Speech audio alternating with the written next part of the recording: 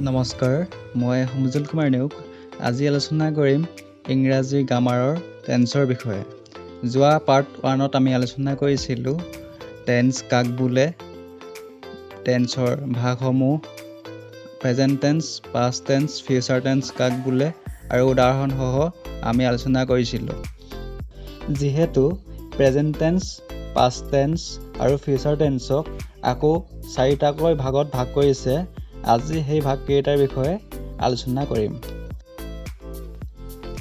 1 number, present টেন্সৰ 4টা ভাগ হ'ল: এ.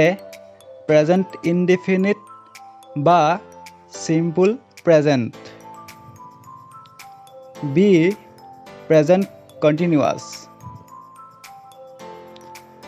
C. Present perfect, D. Present perfect continuous.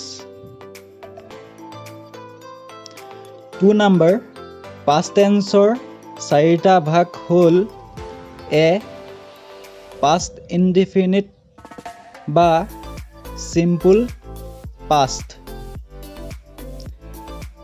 B. Past continuous, C. Past perfect,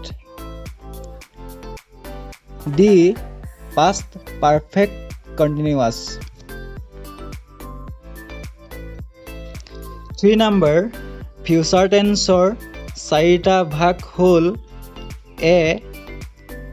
future indefinite বা simple future, B. Future continuous, C. Future perfect, D.